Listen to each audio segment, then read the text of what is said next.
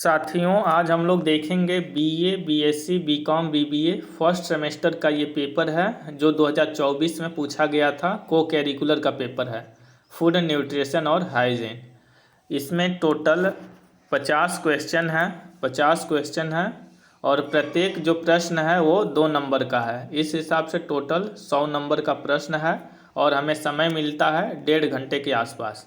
1.5 घंटे में हमें 50 क्वेश्चन करने रहेंगे।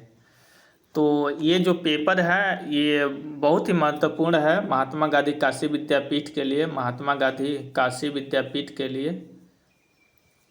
और जो माँ विंध्यवासिनी यूनिवर्सिटी है, माँ विंध्यवासिनी यूनिवर्सिटी मिर्ज़ापुर, इसके लिए बहुत ही उपयोगी है। जो माँ विंध्यवासिनी मिर्ज़ापुर है इसका 13 फरवरी को पेपर होने वाला है।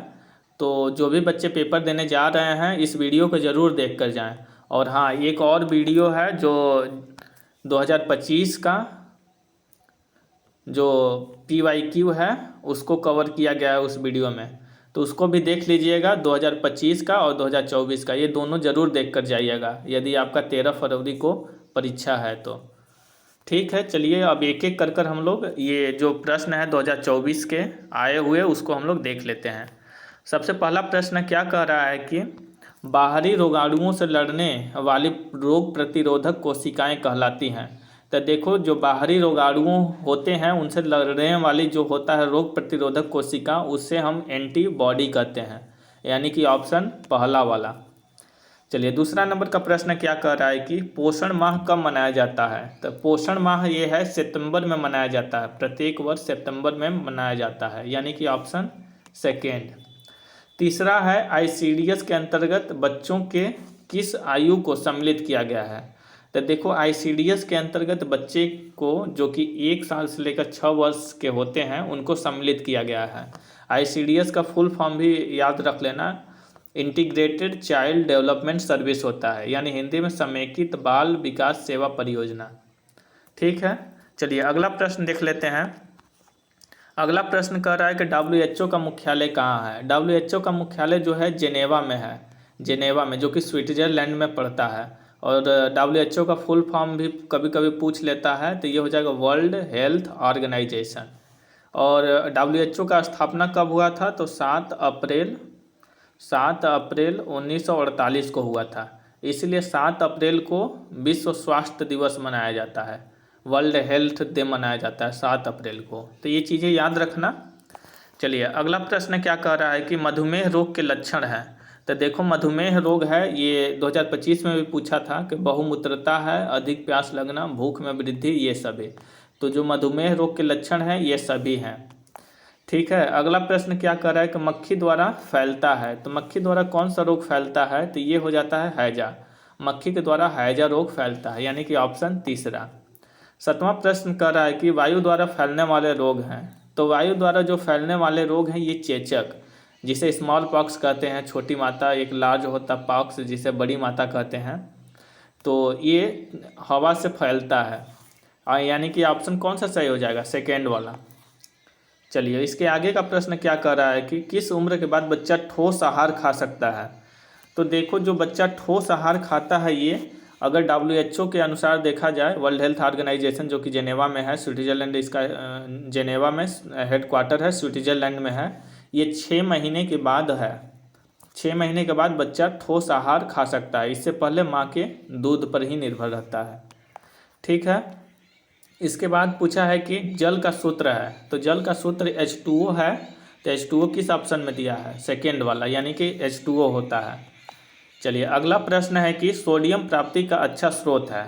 तो सोडियम जो है, सोडियम प्राप्ति का अच्छा स्रोत क्या है, गन्ना, गुड़ है, नहीं, गन्ना भी नहीं, हल्दी भी नहीं, नमक, यानी कि NaCl में हमें सोडियम मिलेगा, सोडियम क्लोराइड, NaCl।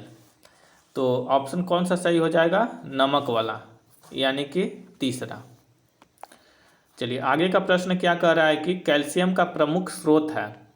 तो कैल्शियम का जो प्रमुख स्रोत है ये दूध है, दूध में कैल्शियम बहुत अधिक पाया जाता है, यानी कि ऑप्शन फर्स्ट। विटामिन के की खोज कब की गई थी। तो देखो अगला प्रश्न है, विटामिन के की खोज ये 1938 ईस्वी में हुई थी, यानी कि ऑप्शन सेकेंड। इसके बाद है 13 नंबर का प्रश्न कि 1 ग्राम वसा कितने कैलोरी देता है। तो देखो 1 ग्राम जो फैट है यानी वसा है ये 9 कैलोरी का ऊर्जा हमें देता है, यानी कि ऑप्शन डी। 14वां नंबर का प्रश्न है कि एक जटिल कार्बोहाइड्रेट है। जटिल कार्बोहाइड्रेट हमसे पूछा है ना, तो ये हो जाएगा सेलुलोज। जटिल कार्बोहाइड्रेट में सेलुलोज, यानी कि ऑप्शन पहला। 15 नंबर का प्रश्न क्या कर रहा है कि प्रोटीन के मुख्य भाग किसका होता है।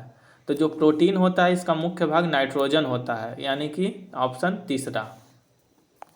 चलिए 16 नंबर का प्रश्न क्या कर रहा है कि प्रोटीन नाम किस वैज्ञानिक द्वारा प्रस्तावित किया गया। तो प्रोटीन जो है ये मुल्डर द्वारा प्रस्तावित किया गया था, यानी कि ऑप्शन पहला।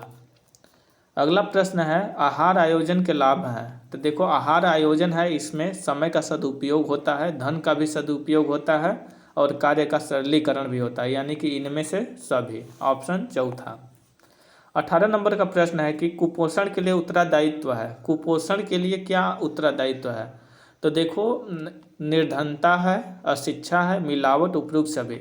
हमें देखो कुपोषण कब होता है, जब हमें प्रॉपर बैलेंस डाइट यानी संतुलित आहार नहीं मिलता है तो हमें कुपोषण हो जाता है। तो हमें संतुलित आहार कब नहीं मिलेगा, जब हमारे पास संसाधन नहीं रहेंगे, यानी कि निर्धनता रहेगा, पैसा नहीं रहेगा। और दूसरा चीज़ है कि अगर पैसा भी रहेगा तो हमारे पास जानकारी नहीं है, यानी अशिक्षा। और तीसरा मिलावट की चीज़ें। तो ये सारे कुपोषण के उत्तरदायित्व हैं। चलिए 19 नंबर का प्रश्न क्या कह रहा है कि निम्नलिखित में से पौष्टिक तत्व हैं। पौष्टिक तत्व पूछा है ना, तो ये हो जाएंगे प्रोटीन, खनिज लवण, कार्बोहाइड्रेट, उपयुक्त सभी। कभी कभी इसमें विटामिन भी बोल दे तो भी हमको लगाना है। विटामिन हो गया, रफेज हो गया, वाटर हो गया यानी कि पानी हो गया। तो ये सभी भी पौष्टिक तत्व होते हैं, यानी कि ऑप्शन चौथा। 20 नंबर का प्रश्न है कि विटामिन ए जो है पाया जाता है। तो जो देखो जो विटामिन ए है इसका सबसे अच्छा स्रोत होता है गाजर, यानी कि विटामिन ए का अच्छा स्रोत यानी गाजर में सबसे अधिक विटामिन ए पाया जाता है, यानी कि ऑप्शन फर्स्ट। इसके बाद 21 नंबर का प्रश्न है फ्रेश फ्रूट विटामिन किसे कहते हैं। तो देखो विटामिन सी को फ्रेश फ्रूट विटामिन कहते हैं, तो ऑप्शन हो जाएगा सेकेंड। एलर्जी की शिकायत है। एलर्जी की शिकायत क्या है, मजबूत प्रतिरक्षा का लक्षण। हमसे पूछा क्या था एलर्जी की शिकायत ना, तो एलर्जी की शिकायत जो होती है कमज़ोर प्रतिरक्षा तंत्र, यानी कमज़ोर प्रतिरक्षा की लक्षण जो है एलर्जी की शिकायत है। तो कौन सा ऑप्शन हो जाएगा, सेकेंड वाला ऑप्शन सही हो जाएगा। मजबूत प्रतिरक्षा तो नहीं होगा, एलर्जी अगर होगा तो। चलिए अगला प्रश्न है कि टीकाकरण है। तो टीकाकरण देखो ये जो है ये अर्जित प्रतिरक्षा है, और प्राकृतिक प्रतिरक्षा में हमारे शरीर के अंदर खुद जो प्रतिरक्षा तंत्र है यानी इम्यूनी सिस्टम, तो वो हो जाएगा प्राकृतिक। लेकिन हमें पूछा है कि टीकाकरण ना, तो ये हो जाएगा अर्जित। हम लोग बाहर से ना टीकाकरण लगवाते हैं, यानी बाहर से हम लोग टीकाकरण कर कर अपने शरीर को प्रतिरक्षा करते हैं, तो ये हो जाएगा अर्जित। चलिए आगे का प्रश्न है कि विश्व स्वास्थ्य संगठन की स्थापना हुई थी। तो विश्व स्वास्थ्य संगठन है इसकी स्थापना 7 अप्रैल 1948 में हुई थी, यानी ऑप्शन फर्स्ट। अगला है मानसिक स्वास्थ्य के लक्षण है। तो मानसिक स्वास्थ्य का लक्षण क्या है, चिंता से मुक्त हाँ, प्रसन्नचित रहना हाँ, शांत स्वभाव हाँ, इनमें से सभी। देखो मानसिक स्वास्थ्य का लक्षण ये सभी हो जाएंगे। आगे का प्रश्न है WHO का पूरा नाम। देखो WHO का पूरा नाम होता है World Health Organization. World Health Organization, यानी कि ऑप्शन पहला। आगे का प्रश्न है कि विश्व स्वास्थ्य संगठन का मुख्यालय कहाँ है। तो विश्व स्वास्थ्य संगठन है इसका मुख्यालय है जेनेवा, जो कि स्विट्जरलैंड में है। कहाँ है, स्विट्जरलैंड में। ठीक है, आगे देखते हैं बच्चे किस उम्र में बचपन में पहुँच जाते हैं। तो जो बच्चे होते हैं 1 से 6 साल के उम्र में बचपन में पहुंच जाते हैं, यानी कि ऑप्शन सेकेंड हो जाएगा। आगे का प्रश्न है कि निम्न में से स्वास्थ्य का आयाम है। तो स्वास्थ्य का आयाम क्या है, शारीरिक भी है, मानसिक भी है, सामाजिक भी है, यानी कि ऑप्शन डी ये सभी। आगे का प्रश्न है कि गर्भावस्था के जोखिम कौन से हैं। तो देखो गर्भावस्था के जोखिम पहले से मौजूद बीमारी भी है, डायबिटीज भी है, एक से अधिक गर्भ भी है, यानी कि ये सभी हो जाएगा। आगे का प्रश्न कह रहा है कि गर्भावस्था की जटिलताएं इनमें से कौन सी हैं। तो गर्भावस्था की जो जटिलताएं हैं ये हाइप्रेमेसिस ग्रेविडान भी है, और प्रीक्लेमेंसिया भी है, और एक्लेम्पेसिया भी है, यानी कि ये सभी हो जाएगा। चलिए आगे का प्रश्न क्या कह रहा है कि पोषण के कितने दिन शिशु के उचित विकास के लिए अति आवश्यक होते हैं। तो ये देखो 1000 दिन जो होते हैं पोषण के शिशु के विकास के लिए अति आवश्यक होते हैं, यानी कि ऑप्शन पहला। अगला प्रश्न कह रहा है कि 1000 दिन का पहला चरण गर्भावस्था में पोषण का है, तो हाँ ये सही है, यानी कि ऑप्शन फर्स्ट हो जाएगा। आगे का प्रश्न क्या कह रहा है कि दूध उत्पादन को बढ़ाने पारंपरिक पदार्थों में क्या शामिल है। तो देखो ये सौंफ भी खाया जाता है, अजवाइन और जीरा, यानी कि ये सभी दूध उत्पादन को बढ़ाने के लिए पारंपरिक पदार्थों के लिए बोला है, तो ये हो जाएगा सौंफ, अजवाइन, जीरा, यानी कि ये सब है, ऑप्शन चौथा। अगला प्रश्न क्या कर रहा है कि गर्भवती महिला को प्रतिदिन में कितना आयरन चाहिए। तो गर्भवती महिला को प्रतिदिन लमसम 30 मिलीग्राम आयरन की आवश्यकता होती है, इतना चाहिए है, तो ऑप्शन हो जाएगा तीसरा। अगला प्रश्न 36 नंबर का है कि कोलेस्ट्रॉल में अधिक मात्रा में होता है। तो देखो कोलेस्ट्रॉल है, इसमें क्या पूछा है, कोलेस्ट्रॉल में अधिक मात्रा में होता है ना, तो विटामिन बी नहीं होगा, खनिज नहीं होगा, लौह तंत्र नहीं होगा, विटामिन ए में कोलेस्ट्रॉल जो होता है, कोलेस्ट्रॉल में अधिक मात्रा में विटामिन ए पाया जाता है, यानी कि ऑप्शन ए। आगे का प्रश्न क्या कह रहा है कि आयरन प्रचुर मात्रा में मिलता है। जो आयरन है वो प्रचुर मात्रा में हमें आंवला में मिलता है, और विटामिन आंवला जो है विटामिन सी का अच्छा सबसे स्रोत है, सबसे अच्छा स्रोत विटामिन सी का। तो प्रश्न के हिसाब से हमारा ऑप्शन कौन सा सही हो जाएगा, तीसरा। 38 नंबर का प्रश्न कह रहा है कि एनीमिया के कितने प्रकार देखने को मिलते हैं। तो एनीमिया के जो है 6 प्रकार देखने को मिलते हैं, तो ऑप्शन कौन सा हो जाएगा, तीसरा सही। अगला है कि स्वास्थ्यपूर्ण व्यक्ति के शरीर में प्रतिदिन कितना कैल्शियम निकलता है।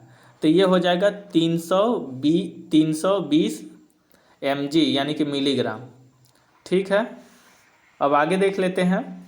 40 नंबर का प्रश्न कर रहा है कि प्रतिदिन कितना विटामिन डी लेना अच्छा होता है। तो प्रतिदिन विटामिन डी हमें 500 से 1000 IU लेना अति आवश्यक होता है, और अच्छा भी होता है। अति आवश्यक यानी कि अच्छा होता है। आगे का प्रश्न क्या कह रहा है कि एलर्जी की शिकायत है। एलर्जी की शिकायत हमें कमज़ोर प्रतिरक्षा तंत्र जो हो जाएगा, कमज़ोर प्रतिरक्षा तंत्र का लक्षण, इसके कारण हमें एलर्जी का शिकायत देखने को मिलता है। अगला प्रश्न है कि काम के लिए क्या आवश्यक है। तो देखो काम के लिए हमें ऊर्जा की आवश्यकता होगी, जब तक ऊर्जा नहीं होगी तब तक हम काम नहीं कर पाएंगे, यानी कि ऑप्शन सेकेंड। 43 नंबर का प्रश्न है प्रत्येक व्यक्ति का संतुलित आहार क्या है। तो देखो प्रत्येक व्यक्ति का संतुलित आहार जो है अलग अलग होता है। एक छोटा बच्चा है उसके लिए संतुलित आहार कुछ और चाहिए, उसका मात्रा कम चाहिए, बड़े बच्चे को ज़्यादा चाहिए। तो इस हिसाब से हो जाएगा ऑप्शन सी, तीसरा। 44वां है उच्च रक्तचाप के लक्षण है। तो देखो उच्च रक्तचाप है, इसका लक्षण चक्कर आना, सिर दर्द, उल्टी होना, ये सभी, यानी कि ऑप्शन डी। अगला प्रश्न है निम्न में से उच्च रक्तचाप का कारण है। तो देखो उच्च जो रक्तचाप है इसका कारण सामाजिक भी हो सकता है, धार्मिक, धूम्रपान, लेकिन धूम्रपान सबसे अधिक हो जाएगा। तो ये तीनों हो जाएंगे, इस हिसाब से ऑप्शन हमारा हो जाएगा डी, यानी कि ए सभी। 46 नंबर का प्रश्न क्या कर रहा है कि सनसाइन विटामिन कौन सी है। सनसाइन विटामिन ना ये हो जाता है डी, यानी कि विटामिन डी जो है सनसाइन विटामिन होता है, ऑप्शन चौथा। आगे का प्रश्न है कि विटामिन ए का दूसरा नाम है। तो देखो जो विटामिन ए है इसका रेटिनॉल और कैरोटीन दोनों नाम से जाना जाता है, इस हिसाब से ऑप्शन हो जाएगा ए और बी दोनों, यानी कि फर्स्ट एंड सेकेंड दोनों। देखो विटामिन ए का जो होता है रेटिनॉल होता है, और विटामिन बी का होता है कैल्सीफेरॉल, विटामिन सी का स्कॉर्बिक एसिड, विटामिन डी का टोकोफेरॉल, विटामिन के का फिलोक्यूनान होता है। तो इसको याद रखना, विटामिन ए का रेटिनॉल, विटामिन बी का थायमीन। एक मिनट, इसको थोड़ा फिर से लिखना, देखो इसको थोड़ा एक बार ध्यान देना फिर से ना। Vitamin A, B, C D. देखो जो विटामिन ए है ये रेटिनॉल हो गया, रेटिनॉल। विटामिन बी का जो वैज्ञानिक नाम है थायमीन हो गया, थायमीन। और विटामिन सी का स्कॉर्बिक एसिड, स्कॉर्बिक एसिड।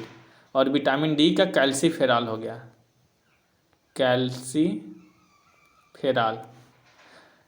तो इससे याद रखना है, ए का रेटिनॉल, बी का थायमीन, सी का स्कॉर्बिक एसिड, डी का कैल्सीफेरॉल। अगर मान लो यहाँ पर ए का पूछा है तो रेटिनॉल और कैरोटीन दोनों हो जाएगा। तो आने वाले पेपर में बी सी डी पूछ सकता है, तो इसको ध्यान रखना ना।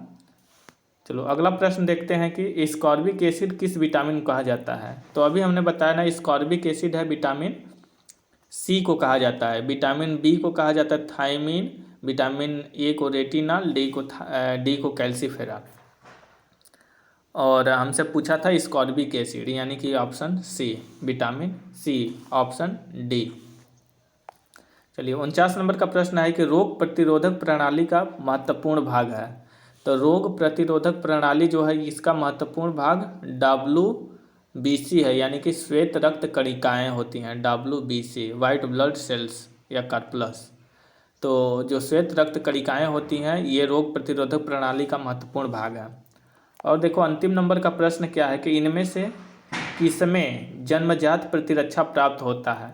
तो जन्मजात प्रतिरक्षा बोला है ना, तो त्वचा भी हो जाएगा, बलगम भी हो जाएगा और पेट का अम्ल भी हो जाएगा, यानी कि इनमें से सभी। तो देखो यहाँ पर हमने टोटल 50 क्वेश्चन किया है। ये 2024 के पेपर में जो पूछा गया था वे सारे प्रश्न थे। और एक वीडियो और हमने डाला है 2025 का, उसमें सारा क्वेश्चन है। और हाँ, जब आपका 13 फरवरी को एग्ज़ाम हो जाएगा तो इसी चैनल पर आना और हम उसका सॉल्यूशन कराएंगे, जो पेपर हुआ रहेगा, तो अपना आंसर मैच कर लेना। ठीक है, आज के लिए इतना ही, फिर मिलेंगे किसी अगले वीडियो में, तब तक के लिए जय हिंद।